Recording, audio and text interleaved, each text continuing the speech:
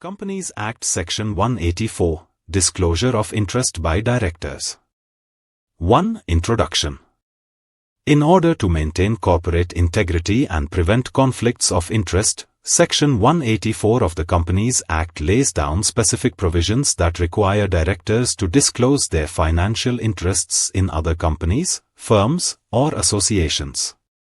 Since directors hold positions of trust and are responsible for making decisions that affect the financial health and governance of a company, it is essential that their personal or financial interests do not interfere with their duties towards the company. To ensure transparency and prevent any potential misuse of power, the law mandates directors to disclose their direct and indirect interests in contracts, shareholdings, and managerial positions in other entities.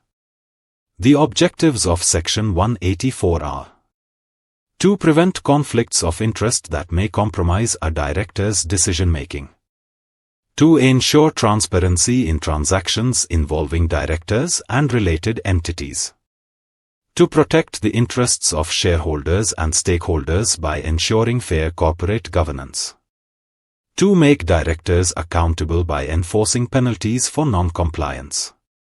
The disclosure requirements under this section apply to all directors of a company and must be made at specified times and under prescribed circumstances, ensuring full visibility of their interests in other corporate bodies or business entities. 2. Mandatory disclosure of interest by directors. 2.1 When must a director disclose his interest? As per Section 184(1), every director of a company is required to disclose their financial and managerial interests in other entities at the following instances. 1. At the first meeting of the board in which they participate as a director, a newly appointed director must disclose any financial or managerial interests in other companies, firms, or associations at the very first board meeting they attend. 2. At the first meeting of the board in every financial year, every director must reiterate their disclosures at the beginning of each financial year. 3. Whenever there is any change in the previously disclosed interests, if there is any modification in a director's financial holdings, managerial role, or any other material interest in any company, body corporate, or firm, the director must disclose the change at the first board meeting held after such a change occurs. 2.2 Manner of disclosure.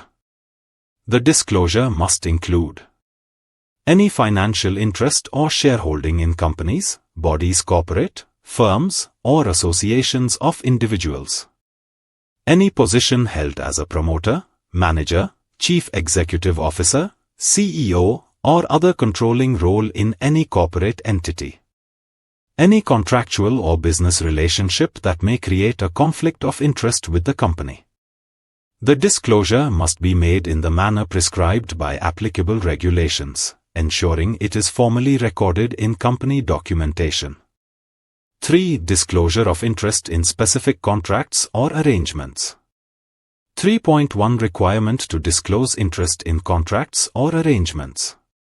Under Section 184(2), any director who has a direct or indirect interest in a contract, arrangement, or proposed contract or arrangement that the company is entering into must make an explicit disclosure. This applies in the following situations. 1. Contracts with a body corporate where the director holds more than 2% of the shareholding in that body corporate, either alone or in association with another director. Is a promoter, manager, or chief executive officer, CEO, of that body corporate. 2. Contracts with a firm or other entity where the director is a partner, owner, or member of that firm or entity. In such cases, the director must disclose the nature and extent of their interest at the board meeting where the contract or arrangement is discussed. Refrain from participating in discussions and voting on the contract or arrangement. This rule prevents biased decision-making and ensures that directors do not misuse their positions for personal gain. 3.2 Disclosure for interests arising after contract approval. There may be situations where a director is not initially concerned or interested in a contract or arrangement at the time it is approved. However, if they later acquire an interest in the contract, they must immediately disclose their interest once they become concerned or interested. Make a formal disclosure at the first board meeting held after they acquire such interest. This ensures that any new conflicts of interest are promptly disclosed and addressed by the board. 4. Legal consequences of non-disclosure. 4.1 Contracts entered without proper disclosure. If a company enters into a contract or arrangement without the required disclosure of interest by a director, or if a director participates in the decision-making process despite having a conflict of interest, then the contract or arrangement shall be voidable at the option of the company.